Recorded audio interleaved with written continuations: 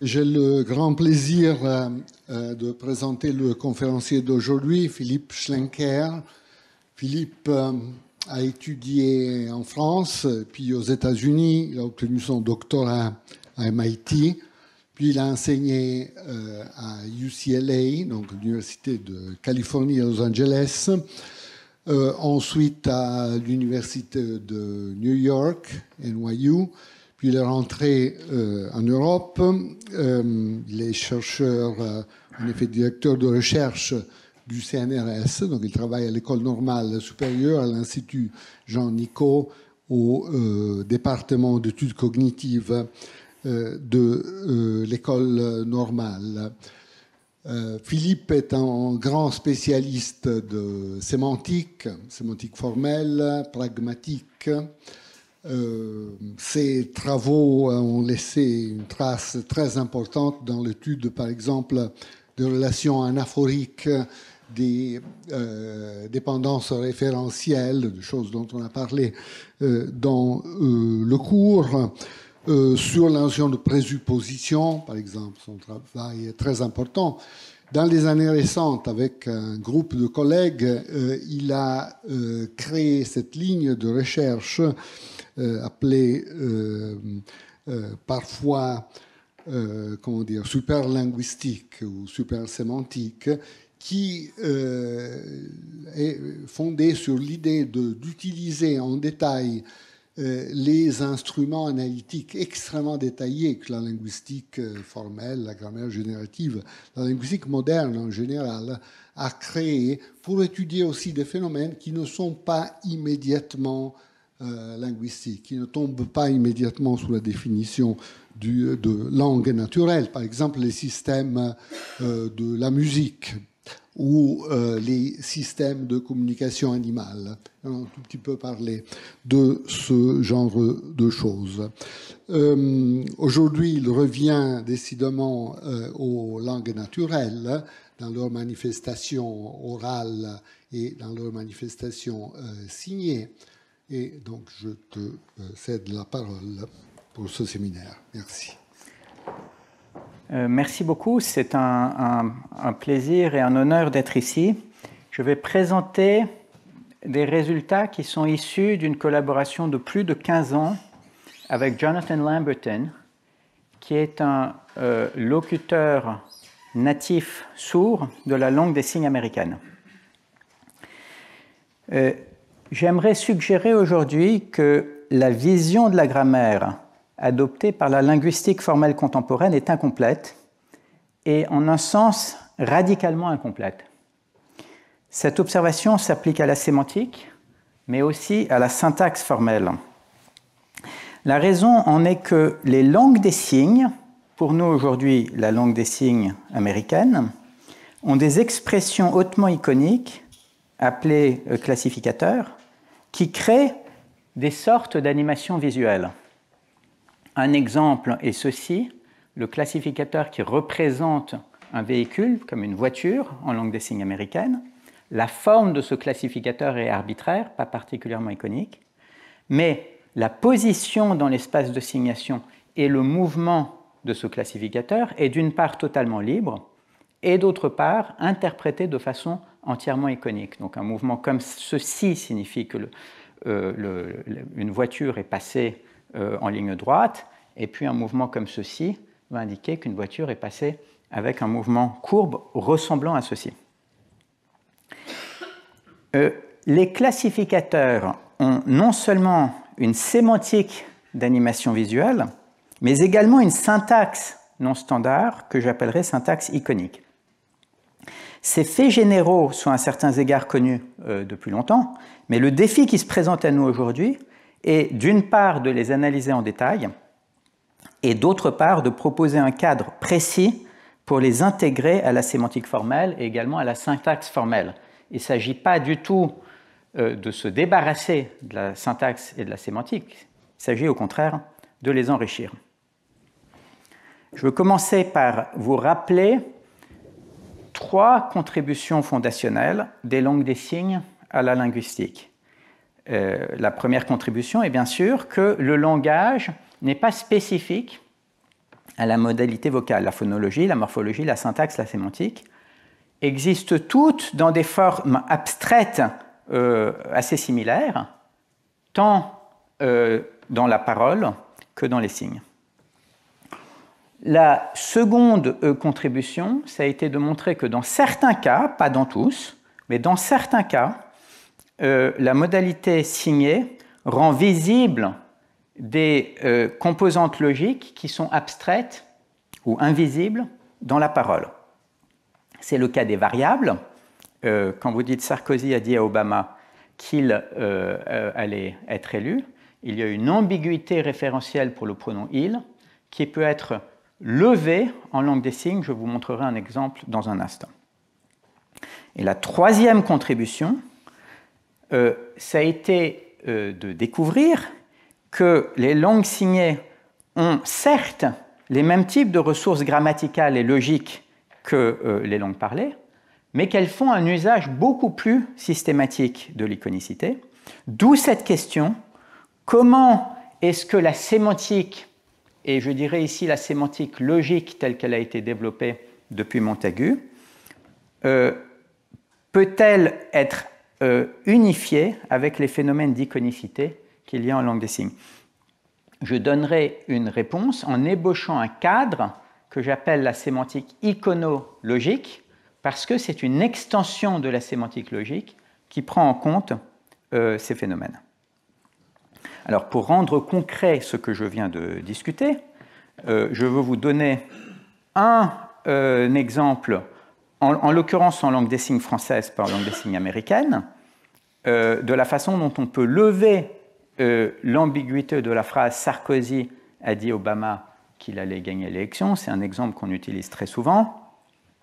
L'idée est que Sarkozy, comme ceci, c'est le nom propre correspondant à Sarkozy pour les oreilles, Obama, ceci, vont apparaître, vont correspondre à deux positions distinctes, et que selon qu'on pointe vers une position ou vers l'autre, on aura la lecture « il, Sarkozy, va être élu », va gagner l'élection, ou « il, Obama, va gagner l'élection ». Le point important, c'est que le pronom est réalisé par pointage, et le pointage peut aller vers une entité de discours ou une autre. Donc voici un exemple. Langue des signes française, je vais vous donner le mot à mot pendant qu'on y va. Ça va être deux réalisations de pratiquement la même phrase avec une distinction sur la signification du pronom. Sarkozy à gauche, Obama à droite, il lui a dit qu'il va gagner l'élection. Sarkozy à gauche, Obama à droite, il lui a dit qu'il va gagner l'élection.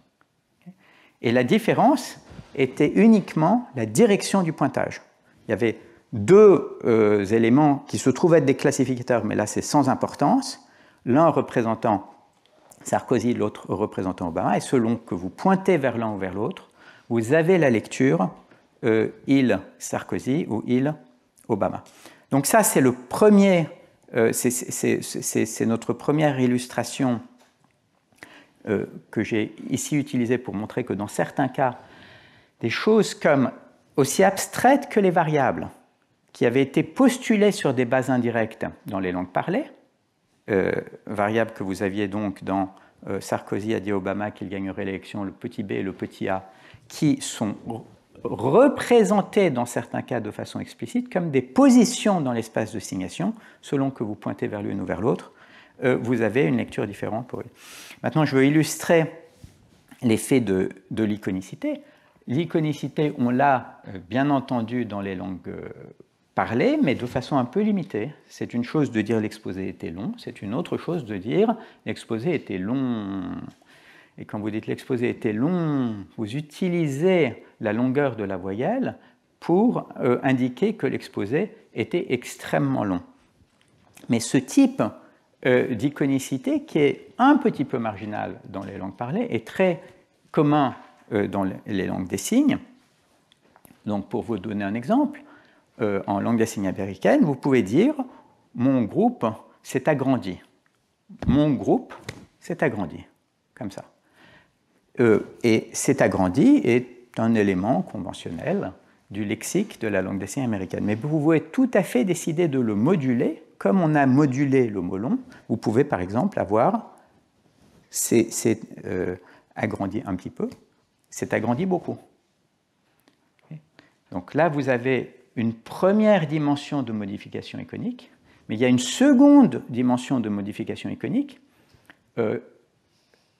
qui consiste tout simplement dans la rapidité du signe. Donc, quand vous dites « c'est agrandi comme ça beaucoup », vous pouvez décider de réaliser ceci rapidement, et ça signifiera « c'est agrandi beaucoup très vite », ou au contraire, lentement. Et vous pouvez ajouter des éléments plus grammaticaux. Par exemple, vous pouvez faire des mouvements des doigts qui, là, sont un élément supplémentaire et pas vraiment pas iconique. Donc ça, ce sont, si vous voulez, les éléments de base avec lesquels on va travailler. C'est un système logico-grammatical du même type que celui qu'on a dans les langues parlées. Dans certains cas, et dans certains cas seulement, rien de systématique là-dedans, des choses qui sont abstraites dans les langues parlées sont visibles dans les langues signées. Et puis, il y a cette question de l'iconicité qui va beaucoup nous intéresser. Donc, je vais soutenir les thèses suivantes. La première, c'est que la sémantique des langues naturelles est l'union de la sémantique logique traditionnelle, c'est-à-dire traditionnelle au sens où elle a été développée par la linguistique formelle depuis les années 70, et d'une sémantique des images. C'est une sémantique des images modifiée, parce qu'on va parler non pas d'images statiques, mais d'animation visuelle. Et du point de vue théorique, ce que l'on doit faire, c'est faire usage du cadre extraordinairement clair et transparent qui a été développé récemment par des philosophes et des linguistes, mais pour des objets non linguistiques, à savoir les images. C'est ce qu'on appelle la sémantique formelle des images, due à Gabriel Greenberg et Dorit Habush. On doit intégrer ce cadre-ci avec le cadre de la sémantique logique qui existe depuis à peu près 55 ans. Et la seconde thèse sera qu'il existe un fait théorique du même type dans la syntaxe, au sens où la syntaxe des langues naturelles est l'union de la syntaxe traditionnelle telle qu'elle a été présentée par Luigi Rizzi dans ce cours, et d'une syntaxe véritablement de type pictural, dans laquelle on met les représentations en gros dans l'ordre dans lequel on les trouverait dans des bandes dessinées. Et le lien entre les deux parties, ce sera que les classificateurs dont j'ai parlé au début ont non seulement une sémantique non standard, à savoir une sémantique iconique, mais ils ont en outre une syntaxe non standard en raison de leur sémantique non standard. C'est-à-dire qu'ils renversent à l'intérieur même de la langue des signes américaine, ces classificateurs modifient l'ordre des mots. C'est comme si on avait un petit cœur de sémantique et de syntaxe presque entièrement iconique au sein d'un système, la langue des signes américaine, qui se comporte comme, en première analyse, comme les langues parlées pour ce qui est de la syntaxe et de la sémantique. Alors, pour rendre concret ce vers quoi on se dirige, je vais vous donner un exemple un petit peu simplifié d'une phrase dans laquelle on va être obligé d'opérer une agrégation entre le cœur logique de la langue des signes américaine et une construction très iconique. La phrase signifie celle-ci, elle est un petit peu plus compliquée que ce que je vais vous montrer, mais il s'agit d'un cours, et le pauvre prof ou quelqu'un d'autre dit pendant la pause, il y a toujours un étudiant qui part. Et la lecture, c'est que ça peut être des étudiants à chaque fois différents. Okay.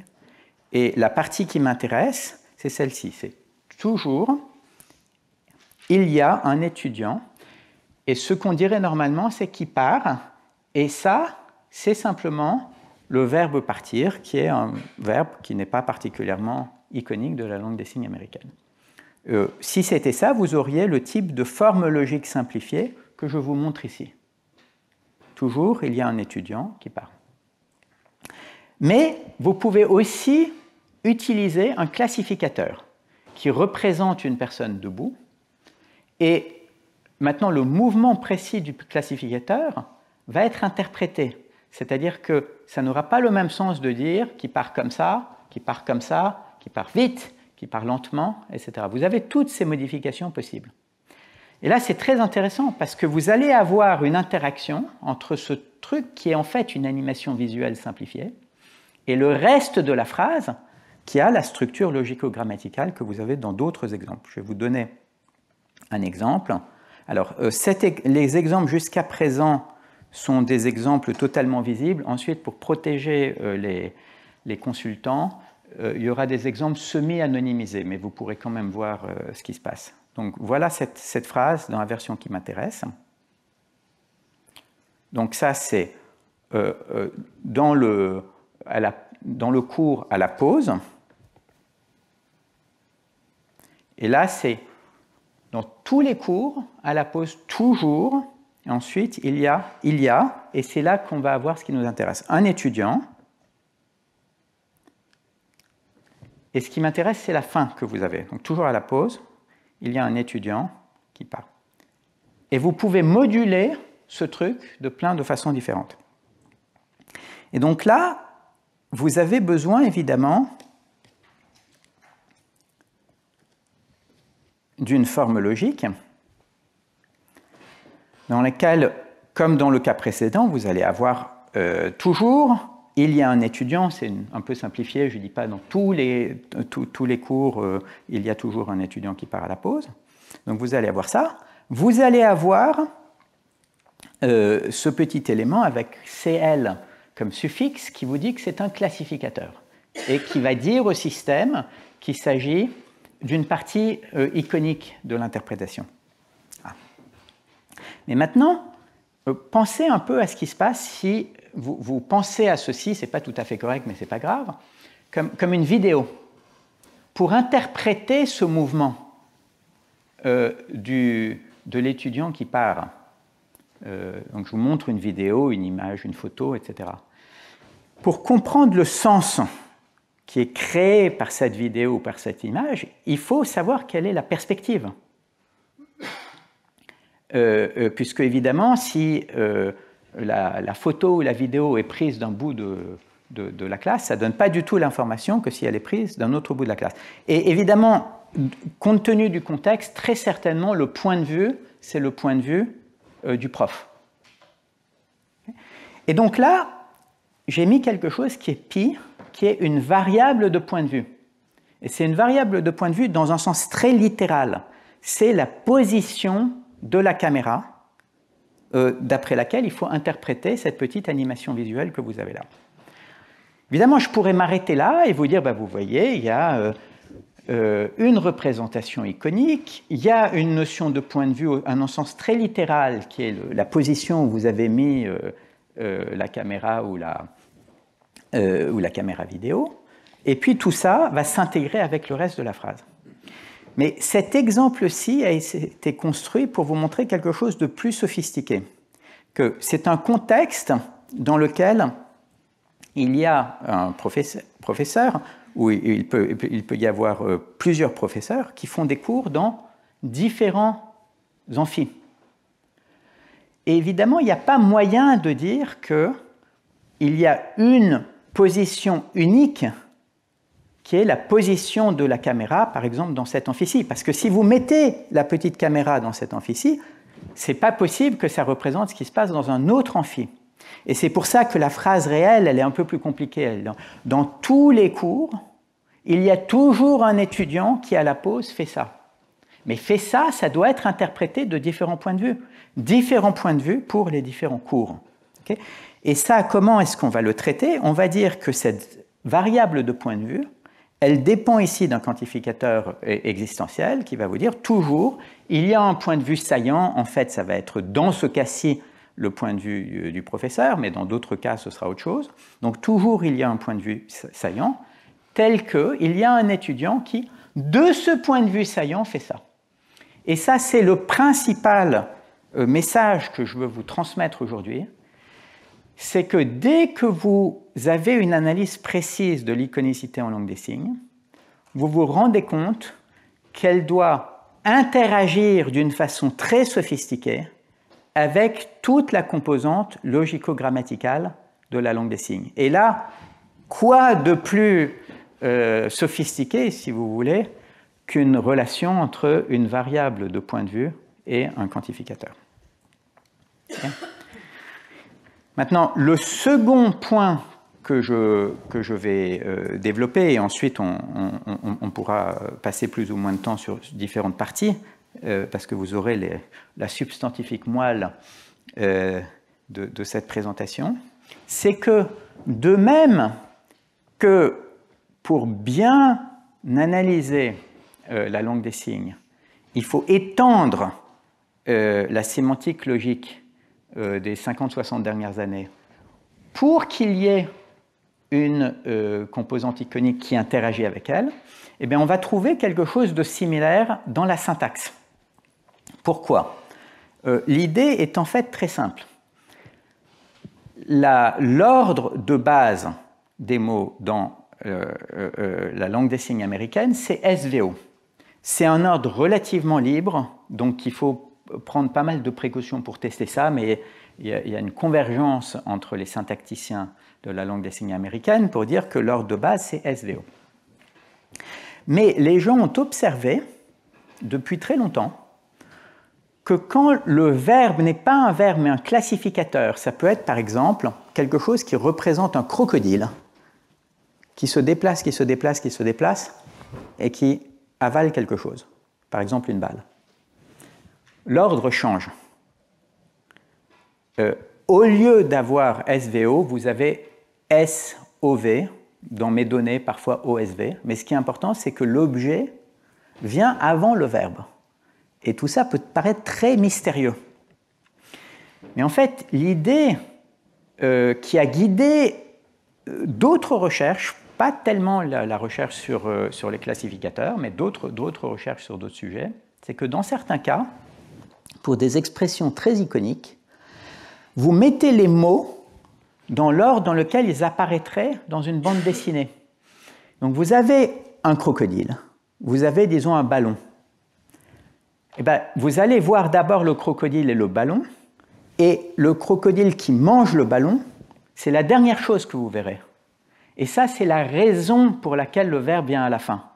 C'est parce que vous voyez typiquement le crocodile et le ballon avant de voir l'action du crocodile qui se déplace et qui mange le ballon. Mais ça fait une prédiction. La prédiction, c'est que si vous avez quelque chose de minimalement différent, ce n'est pas le crocodile qui avale un ballon, c'est un crocodile qui avait avalé un ballon il y a quelques heures, qui tout à coup se déplace et recrache le ballon. Ben vous voyez que là, les choses sont complètement différentes dans une bande dessinée, parce que vous voyez le crocodile qui se déplace, mais vous ne voyez pas encore le ballon. Et c'est à la fin que vous allez voir le ballon.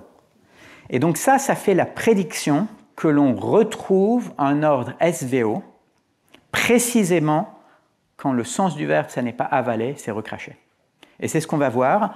Pour ceux qui s'intéressent à ça, la généralisation dans la littérature, c'était construction extensionnelle versus intentionnelle. Intentionnelle, c'est par exemple chercher, penser à, etc. Ce n'est pas la généralisation correcte. Et là, je vous donne ce qui me semble être la généralisation correcte. Donc voilà ce qu'on va faire. Et maintenant, je vais passer quelques minutes à ébaucher très rapidement l'outil principal qu'on va utiliser, qui vient de la philosophie, la sémantique formelle des images, et qu'on va ensuite intégrer avec de la sémantique logique. Et je vais vous le dire de façon très informelle. Le philosophe Gabe Greenberg s'est demandé, mais finalement, qu'est-ce que c'est que le sens d'une image ? Et pensez vraiment à une image très simple, une peinture simplissime. Ce que vous avez là, une représentation d'un cube. Ce qu'il dit, c'est que pour comprendre le contenu informationnel d'une image comme vous l'avez dans B, il faut savoir par quelle règle de projection géométrique l'image a été construite. Bon, alors, et pour ça, il faut un point de vue. Le point de vue, c'est un certain point qui correspond, si vous voulez, à l'œil. Vous avez aussi le plan qui correspond au plan de l'image. Et puis ensuite, vous avez des règles de projection. Ça, c'est la projection en termes de perspective.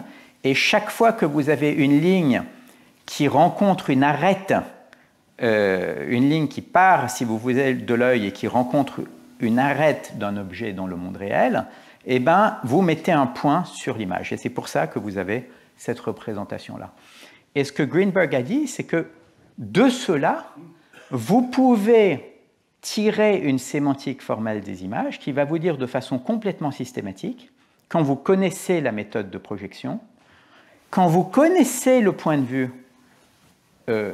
essentiellement, à quelles conditions l'image est vraie de ce point de vue-là. Okay. Greenberg ajoute une seconde notion qui est très utile pour la linguistique, c'est que non seulement on va avoir une notion de vérité pour une image entière, mais on va avoir une notion de dénotation pour des objets qui sont dans une image. Donc vous voyez ici, très simplement, vous avez deux cubes qui sont représentés, et avec les mêmes méthodes de projection, vous pouvez voir que le cube rose de l'image va dénoter, la forme rose de l'image va dénoter le cube bleu dans le monde réel. Et donc on a non seulement une notion de vérité pour une image, ce qui est évidemment crucial pour la sémantique, mais également une notion de dénotation. Et maintenant, il y a une troisième notion que l'on va utiliser. C'est une notion qui vient de Dorit Habush, qui s'intéressait à la sémantique des bandes dessinées silencieuses. Et on prend le cas le plus simple d'une bande dessinée silencieuse, l'image P1, l'image P2, et vous appliquez la sémantique de Greenberg. Donc ça va vous dire que d'un certain point de vue, on est dans un monde dans lequel il y a un cube pâle et un cube gris foncé. Ils sont gris pâle et gris foncé. Et à la seconde image, évidemment, ce que vous avez envie d'inférer, c'est que les deux cubes se sont séparés. Mais Habush fait remarquer que la sémantique de Greenberg nous donne quelque chose de plus faible. Elle nous dit, au moment de la première image, il y avait un cube gris pâle et un cube gris foncé ensemble. Au moment de la seconde image, il y avait un cube gris pâle et un cube gris foncé qui étaient plus loin l'un de l'autre, mais rien ne nous dit qu'il s'agit des mêmes cubes que ceux qu'il y avait à la première image.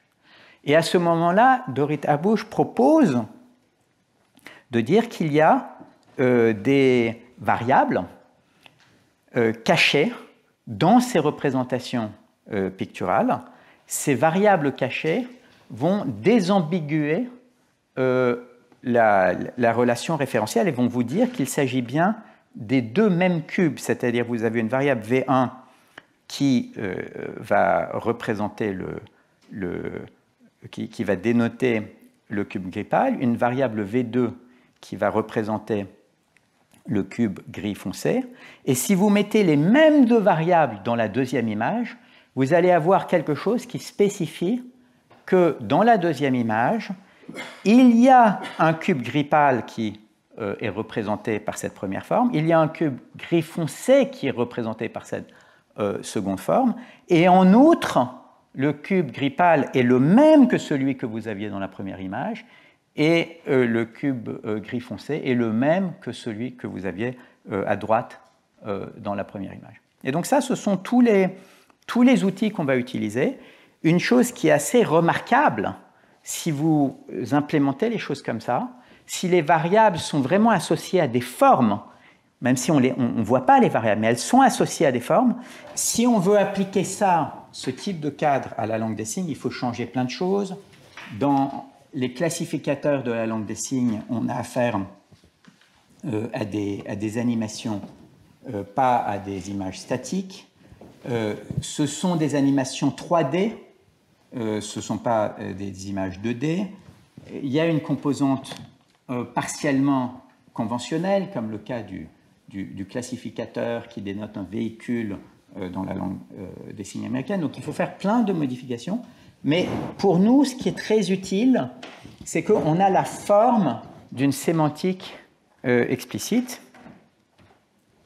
Et maintenant, je vais l'utiliser pour revisiter différents phénomènes grammaticaux de la langue des signes. Donc je vais d'abord revisiter ces variables visibles dont j'ai dit auparavant qu'elles peuvent être rendues visibles en langue des signes française, mais aussi langue des signes américaine, par des points dans l'espace de signation.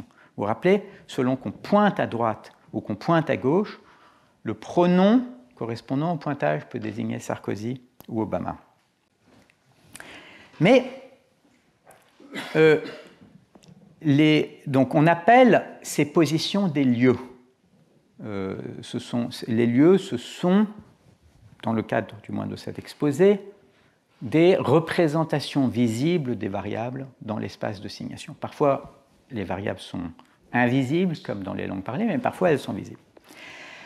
Mais le pointage est plus sophistiqué que simplement pointer dans différentes parties d'un plan horizontal. Vous pouvez aussi pointer vers le haut quand vous voulez parler d'une personne qui est très grande. Donc là, vous avez un vieil exemple, la langue des signes américaine, où on parle d'une personne qui s'appelle R. Ça, c'est le R de l'alphabet manuel. R signé vers le menton, peut-être parce que la personne a une petite barbe. On a créé ce nom simplement parce qu'on ne voulait pas pouvoir le mettre, comme par exemple pour Anne, dans différentes positions de l'espace de signation. Donc c'est ambigu, si vous voulez, en termes de la position. Donc, hier, j'ai vu R. Et on continue, je ne l'ai pas compris. Et là, on pointe vers le haut. Alors, si vous donnez ça sans contexte, la phrase va être très bizarre. Mais si vous demandez à votre consultant quel est un contexte dans lequel vous pouvez dire ça, la réponse sera, c'est un contexte dans lequel la personne, R, est grande, puissante ou importante, mais en particulier grande. Pourquoi ? Parce que vous pointez vers la position imaginaire, si vous voulez, de la tête. Et ça, c'est alors que la personne n'est pas même là. Ce pointage haut a des propriétés tout à fait extraordinaires. Donc pour ceux qui ont travaillé là-dessus, comme les traits de genre dans les langues parlées, il versus elle par exemple, ça déclenche une présupposition, pas une assertion, une présupposition que la personne est grande.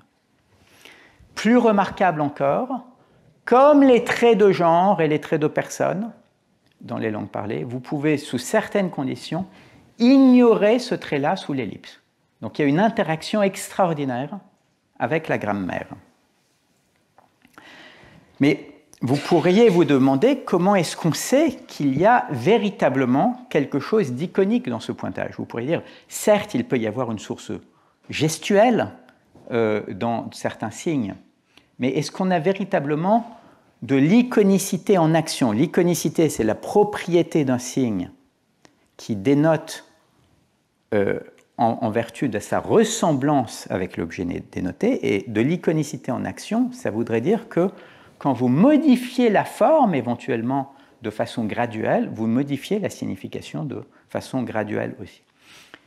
Et la logique de cela, c'était des exemples, tant en langue des signes française qu'en langue des signes américaine, ce sont des exemples un peu complexes parce qu'ils montraient en outre le phénomène de l'interaction avec l'ellipse que je vous ai évoqué, mais sur lequel je ne veux pas me focaliser. C'était des exemples dans lesquels il va s'agir de deux infortunées personnes qui s'entraînent pour devenir astronautes. Et évidemment, comme elles s'entraînent pour devenir astronautes, elles vont être dans tout un tas de positions. Donc elles peuvent être en position debout dans une certaine phrase, dans une position diagonale dans une autre, dans une position diagonale avec la tête en bas dans une troisième, et dans une position verticale avec la tête en bas dans une quatrième. Et on a corrélé ça avec un contexte dans lequel la personne de droite est très grande, c'est un géant. Et on dit dans ce cadre-là, lui sème lui-même. C'est de la langue des signes française, il y aurait des choses similaires en langue des signes américaine. Donc, lui, je pointe vers le haut parce que la personne est grande, sème lui-même, et le réflexif, ça c'est le réflexif, qui est lui-même vers le haut, parce que la personne est grande. Ça, c'est juste une réplication de ce qu'on a vu auparavant. Mais maintenant, on peut regarder des phrases dans lesquelles les deux personnes, et en particulier le géant, sont dans cette position-ci, dans cette position-ci, dans cette position-là. Et le pointage va suivre de façon graduelle la position figurée de la tête. Non seulement ça, mais vous avez ça avec le pointage standard, vous avez ça avec le pronom réfléchi aussi. Et là, vous avez une interaction frappante entre la grammaire et l'iconicité.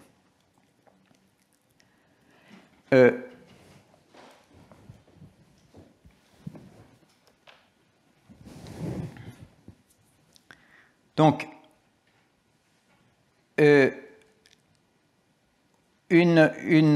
cas tout à fait frappant, c'est un cas dans lequel vous parlez de gymnastes qui sont sur une barre horizontale et ils sont de différentes tailles. Et vous avez en particulier un gymnaste très grand. Et vous pouvez faire exactement la même chose. Vous pouvez, il s'aime lui-même, très content de lui. Et ensuite, vous pouvez dire, ah mais tout à coup, les gymnastes ont fait une rotation sur la barre.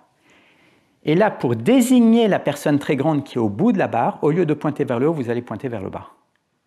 Pourquoi? Parce que la position de la personne, dans un même discours, a changé. Et elle est vers le bas. Et là, la chose frappante à remarquer, c'est que vous avez des variables visibles, mais des variables visibles qui se déplacent. C'est-à-dire que ce qui désignait le gymnaste au début, quand il était dans cette position-là, va aller vers le bas parce que dans la après-rotation, la tête du gymnaste est vers le bas. Et c'est quelque chose que l'on a vu il y a quelques minutes, ce fait de variables qui se déplacent. C'est exactement ce qu'on avait besoin de dire dans la sémantique des images de Dorita Bush. C'est qu'il y a parfois des variables qui se déplacent. Et c'est totalement naturel dans une sémantique des images. Et maintenant, je veux très simplement évoquer la façon dont formellement on peut mettre en œuvre ces idées-là. Les détails ne sont pas très importants, je vais le dire de façon très informelle. On part du modèle de la sémantique des pronoms féminins, par exemple. Donc, vous avez un pronom, vous avez un trait féminin, et vous avez une variable A. Parce que le pronom peut désigner différentes personnes, ce pronom peut interagir avec des quantificateurs, etc. Et il va y avoir une certaine présupposition.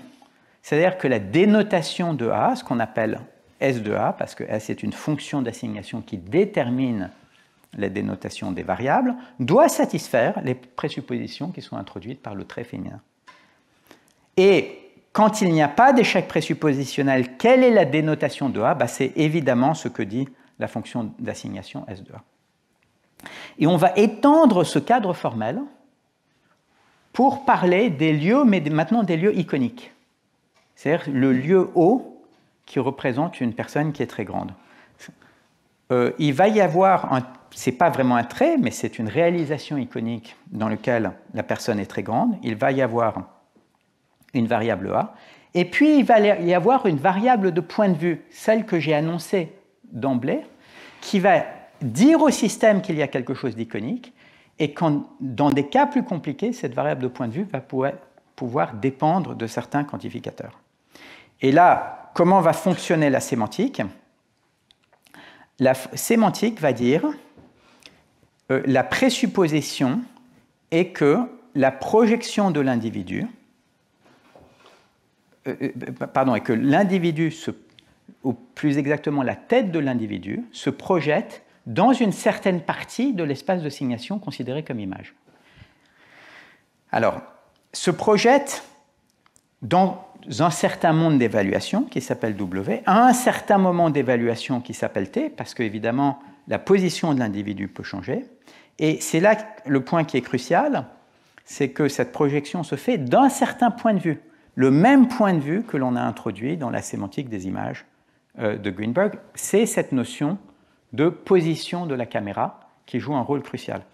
Et donc vous avez cette notion de l'objet dénoté doit se projeter vers le point qui correspond à celui vers lequel j'ai pointé, du point de vue de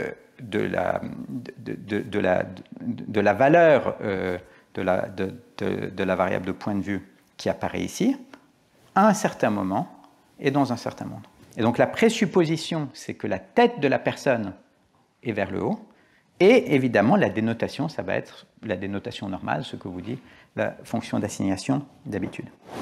Donc ça, c'était pour illustrer, dans le cas le plus simple, cette sémantique iconologique. Et vous voyez maintenant pourquoi ça s'appelle sémantique iconologique. Il y a la sémantique logique qui va avoir des variables, qui va produire des conditions de vérité, qui va vous donner une évaluation de certaines choses par rapport à une certaine fonction d'assignation, un certain temps, un certain monde possible. Il y a une représentation iconique. La représentation iconique, elle vous donne aussi des conditions de vérité relativement à une certaine fonction d'assignation. Pourquoi? Parce que Dorita Bush a proposé qu'il y a des variables cachées dans les représentations iconiques, relativement à un certain moment, relativement à un certain monde possible. Et la seule chose qui manque, c'est que vous avez dans ces représentations iconiques cette notion de point de vue qui est cruciale pour avoir cette notion de représentation dans une certaine perspective.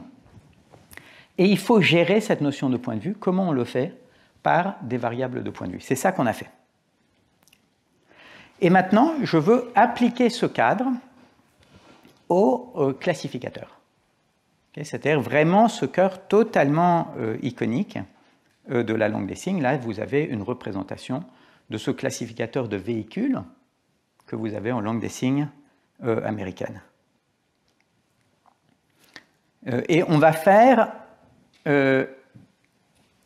on va développer une version plus systématique de cette sémantique iconique, mais elle va interagir avec le cœur de la sémantique logique. Alors, je vais partir d'un exemple. L'exemple compare un nom habituel de la langue des signes américaine. C'est le nom pour un avion, qui est comme ça. Et il y a une petite répétition, parce que ça, c'est une forme habituelle de la morphologie de la langue des signes américaine, c'est que les noms impliquent une petite répétition. Les classificateurs n'impliquent pas cette répétition. Et donc, il va y avoir un contraste minimal entre le nom avion habituel et le classificateur, qui représente un avion, mais qui n'a pas cette répétition-là. Et en outre, vous verrez que le nom, eh ben, il est dans une position fixe, ou plus ou moins fixe, alors que le classificateur il peut être dans différentes positions. Et je vais vous montrer maintenant une paire minimale entre deux phrases qui signifie ici, chaque fois qu'un avion et un avion décollent en même temps, il y a un danger. Mais la première phrase va dire un avion et un avion, ça va vous dire chaque fois qu'il y a deux avions, quelle que soit leur position. La seconde phrase va utiliser des classificateurs. Avion, avion. Et ça signifiera quand il y a deux avions proches l'un de l'autre et parallèles. Pourquoi parallèles? Parce que ça vous donne une idée de la direction dans laquelle l'avion est garé. Et voilà maintenant, sous une version semi-anonymisée, la vidéo. Ici, chaque fois qu'un avion, en même temps décolle, danger. Ici, chaque fois qu'un avion, en même temps décolle, danger. Donc vous voyez, il y a deux différences. Il y a cette petite répétition qui est difficile à voir au début, mais il y a le fait que le nom est forcé d'être dans un espace relativement neutre. Et dans le second cas, vous avez les classificateurs, vous n'avez pas la répétition, et ils sont représentés dans la position dans laquelle ils sont garés. Et les sens sont différents. Okay, ça, c'est ce qui nous intéresse, c'est que dans le second cas, la signification, c'est non pas chaque fois que deux avions, quelle que soit leur position, décollent en même temps, il y a un danger, c'est chaque fois que deux avions qui sont initialement garés en parallèle, proches l'un de l'autre, il y a un danger. Okay? Alors, comment est-ce qu'on va rendre compte de la première phrase? Je vais vous donner une forme logique, mais qui est vraiment très proche de la syntaxe, mais tout ça est simplifié. L'adverbe, chaque fois, va être considéré comme quelque chose qui lie des variables. Donc, pour tous les objets AB, et là, je commence par vous donner la version non iconique. Donc, vraiment une phrase complètement habituelle. Chaque fois qu'il y a, donc pour tous les objets AB, chaque fois que A est un avion et B est un avion, et A et B décollent simultanément, il y a danger. Okay, ça, c'est une forme logique tout à fait respectable, c'est même très ancien, c'est du début des années 80, et ça marche bien, ça vous donne les conditions de vérité qu'il faut. Et la seule chose qu'on va ajouter dans le cas où vous avez des classificateurs, c'est que vous avez ce petit pi, la variable de point de vue, qui joue deux rôles. Elle vous dit qu'il y a quelque chose d'iconique dans l'interprétation, et elle vous dit quel est le point de vue, quelle est la position de la caméra d'après laquelle il faut interpréter cette iconicité. Donc, mais sinon, c'est exactement la même forme logique. La seule différence, c'est l'introduction de cette petite variable. Et maintenant, évidemment, ce qu'il faut que je vous dise, c'est comment changer les entrées lexicales pour avoir cette interprétation dans laquelle l'iconicité joue un rôle. Même chose, je ne vais pas le faire en détail. Quand vous avez la version non iconique, vous avez quelque chose comme ça qui est simplement une condition qui est que A est un avion. A est un avion relativement à un contexte, une fonction d'assignation, un moment, un monde. Tout ça, c'est un peu de la technique sémantique. Conceptuellement, ce qui se passe dans la version iconique, c'est que vous avez exactement la même chose. Le début, c'est exactement la même chose. Il faut que A soit un avion. Mais en outre, il faut que A se projette vers la représentation de l'avion qui est ici donnée par la position, la direction du classificateur que vous avez. Et donc vous avez ces deux parties, la partie en noir qui est la partie lexicale que vous auriez pour n'importe quel mot, et la partie en rouge qui est la partie iconique. Et comment est-ce qu'on rend précis cette partie iconique? En faisant usage de cette sémantique des images de Greenberg et Abush, c'est-à-dire on va dire il faut que l'objet A se projette vers un certain élément de l'espace de signation, à quel moment, dans quel monde, dans le moment et le monde d'évaluation, de quel point de vue? Eh bien du point de vue qui est spécifié par cette variable pi. Et ça y est, on a notre système, on a véritablement un système iconologique qui intègre la sémantique logique et l'iconicité. Donc vous pouvez reproduire ça, ce type de paire minimale avec d'autres exemples. Donc par exemple, là j'ai une paire minimale dans laquelle vous avez en cours, chaque fois que vous avez 3 personnes françaises, elles se disputent. Et vous pouvez avoir quelque chose qui va être personne, personne, personne. Personne, c'est juste le nom habituel pour une personne. C'est-à-dire 3 personnes, quelle que soit leur configuration. Quand je dis quelle que soit leur configuration, ça veut dire qu'il y a une lecture qui est quelle que soit leur configuration. Il y a une complexité dont je ne parle pas ici. C'est que vous pouvez aussi avoir des lectures iconiques pour les mots normaux. La différence, c'est que les classificateurs, c'est toujours iconique. Donc je simplifie un petit peu pour les besoins de l'explication. Et puis vous pouvez représenter personne par ce classificateur qui représente une personne assise. Donc évidemment, il y a une partie lexicale. Ça vous dit que c'est un peu iconique, mais enfin, c'est une partie lexicale, c'est une personne assise. Et vous pouvez aussi mettre les 3 itérations dans cette position-ci.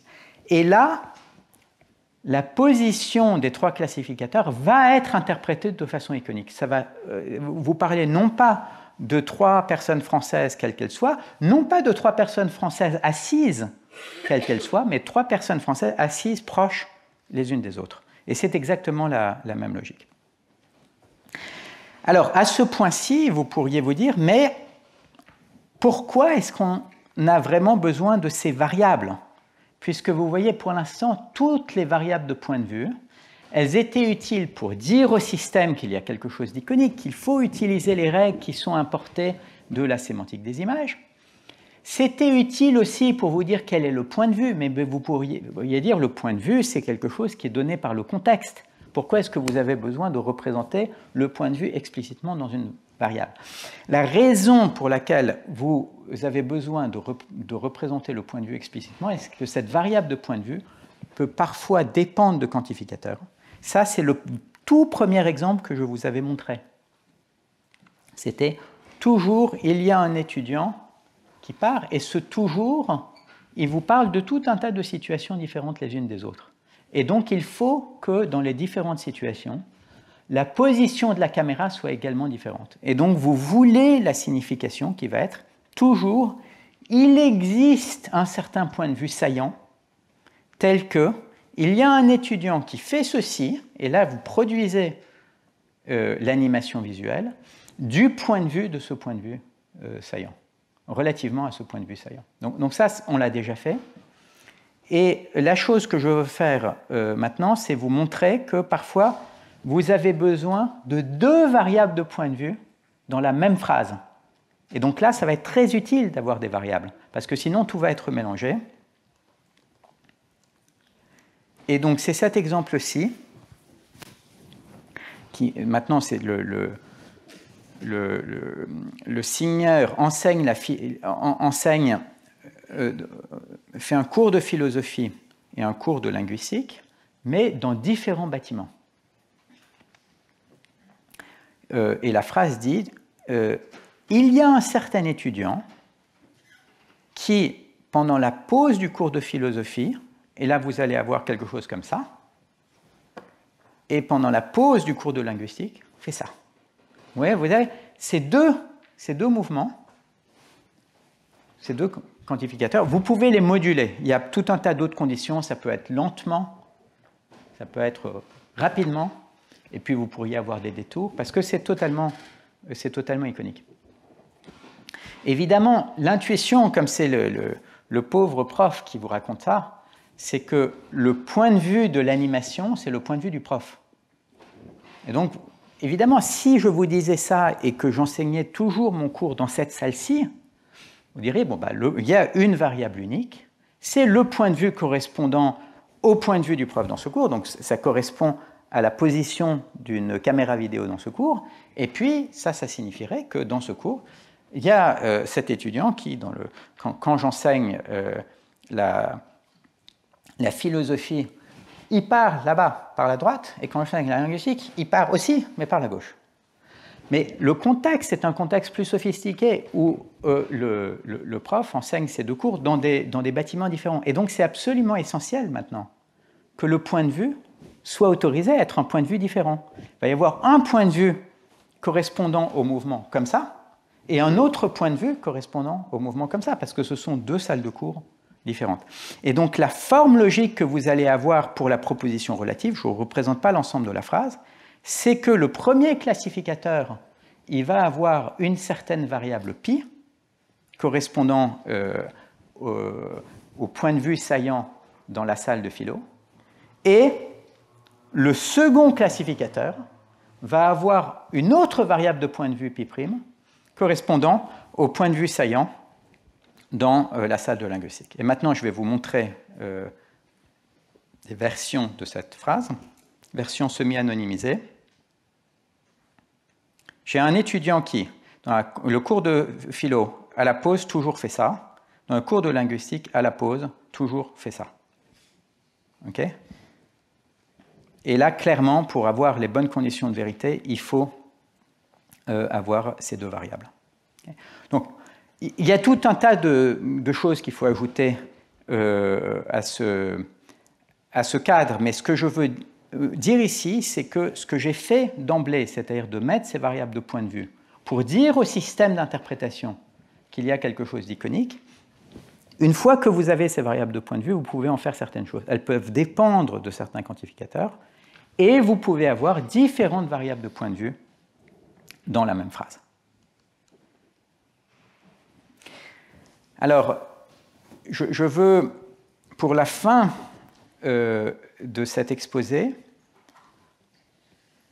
montrer que ce que l'on a conclu sur la sémantique s'applique aussi à la syntaxe. C'est-à-dire que, outre la syntaxe dont Luigi Rizzi a parlé dans ce cours, il y a, peut-être à la marge, mais il y a une syntaxe iconique qui provient très probablement de la sémantique iconique de certains éléments. Et les principes de cette syntaxe vont être complètement différents. Et l'enjeu pour le long terme va être de savoir comment fonctionne l'interaction entre la syntaxe iconique et la syntaxe habituelle. Et là, je vais juste faire le début pour vous montrer qu'on a besoin de ce cadre ou ce module de syntaxe véritablement iconique.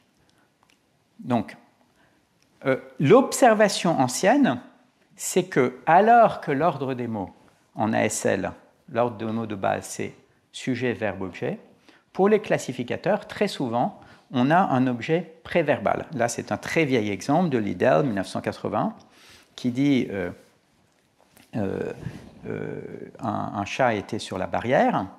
Vous allez d'abord signer la barrière, puis le chat, puis la représentation du chat sur la barrière. Et ce qui est important, c'est que ici, vous allez avoir ce qui correspond au verbe. Ici, c'est un peu compliqué parce que le verbe, c'est un classificateur sur un autre à la fin. Mais cette analyse, en fait, n'est pas entièrement correcte.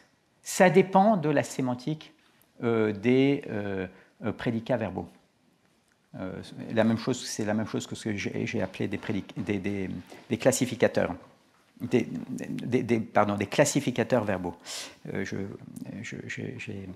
me suis trompé. Donc, tout dépend de la sémantique des classificateurs verbaux, qui sont la même chose que ce que j'ai appelé des classificateurs. Et c'est cette généralisation sur laquelle je veux attirer votre attention, qui n'avait pas été formulée dans ces termes-là. C'est que quand vous avez un crocodile ou une baleine qui va se déplacer ici, donc là je change, avant j'avais le crocodile, maintenant j'ai quelque chose pour une baleine, il se déplace, il va avaler une personne qui sera recrachée. Donc, il va avaler une personne, et bien là, la généralisation, c'est que la personne doit être préverbale. Pourquoi ?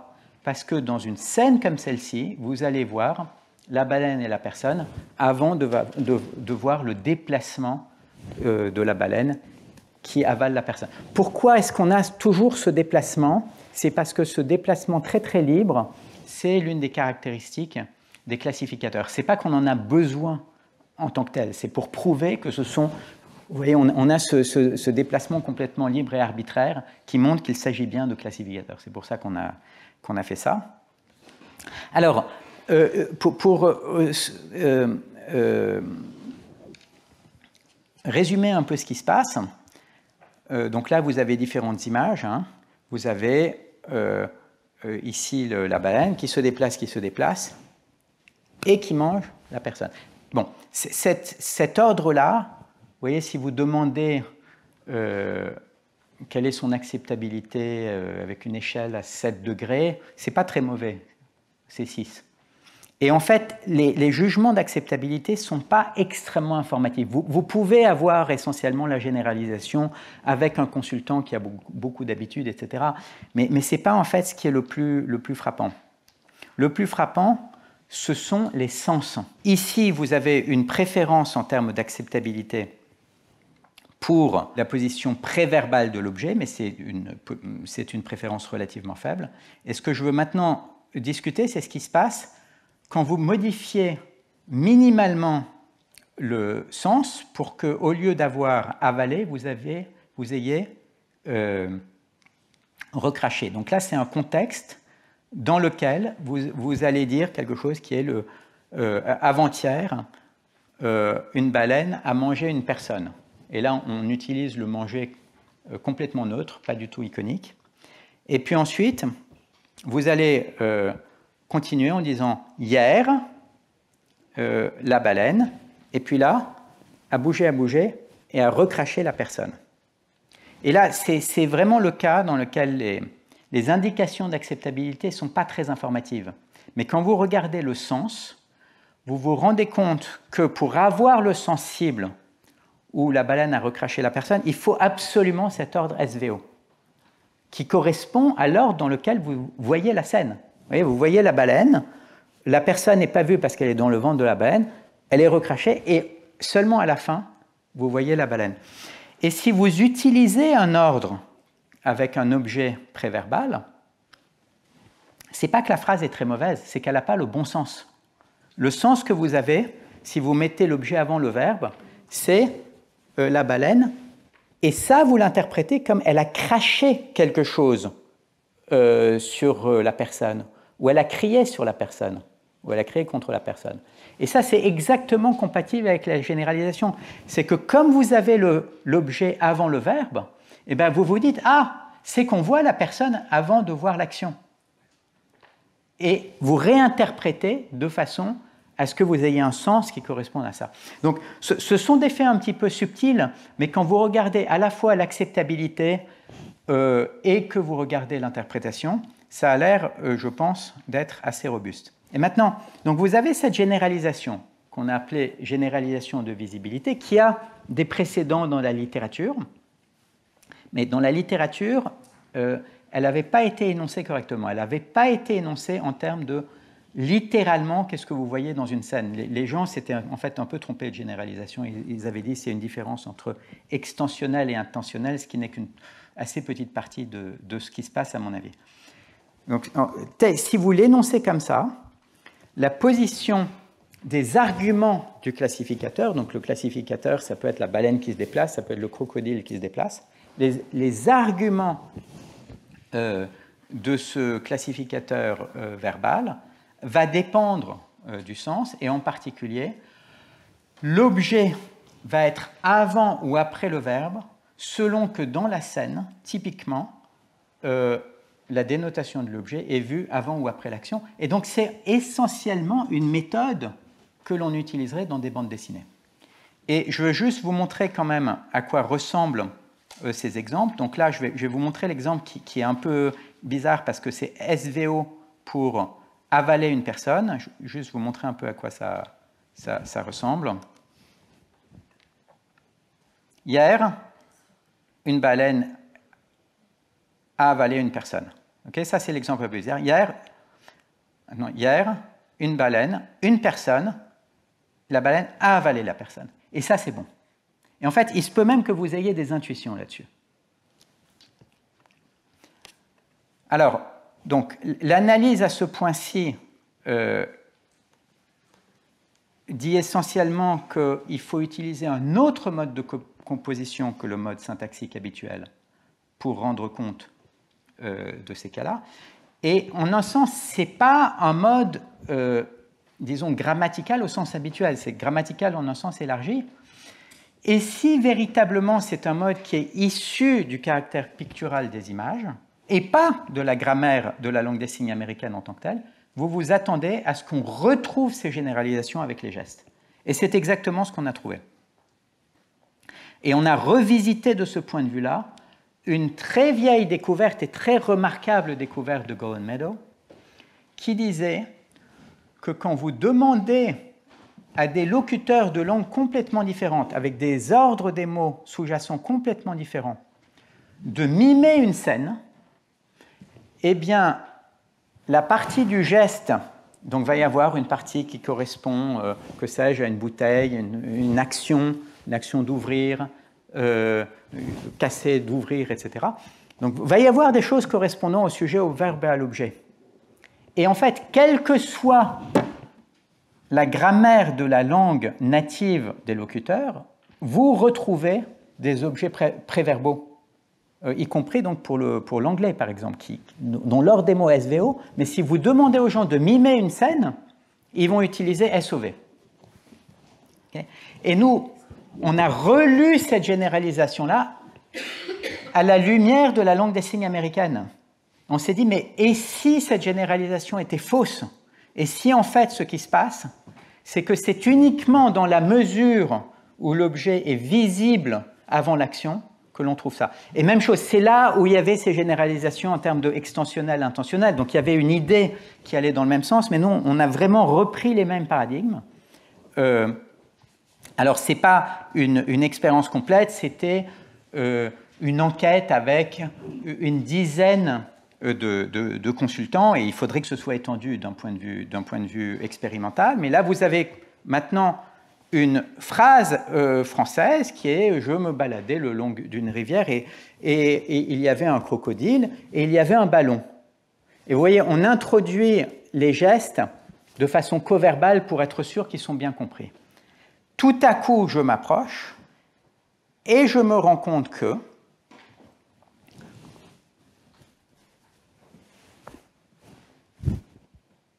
et là, vous faites un truc comme ça, où vous intégrez des gestes dans une phrase.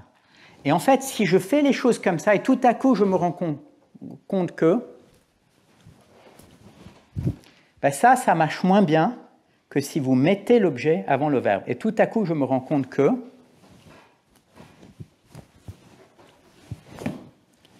et là, c'est mieux. C'est mieux, et c'est exactement ce que nous ont dit nos consultants, c'est que c'était mieux si on avait un objet préverbal.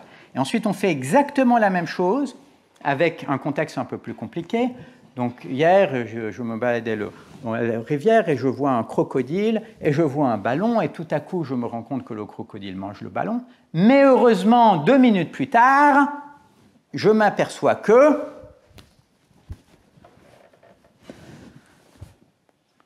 et là, dans le cas où vous recrachez le ballon, vous retrouvez une préférence pour l'ordre S0. Et c'est la même chose, vous pouvez aussi avoir des questions sémantiques, c'est-à-dire que ce n'est pas nécessairement que vous aurez un truc inacceptable si vous avez le mauvais ordre, mais vous n'aurez pas le bon sens.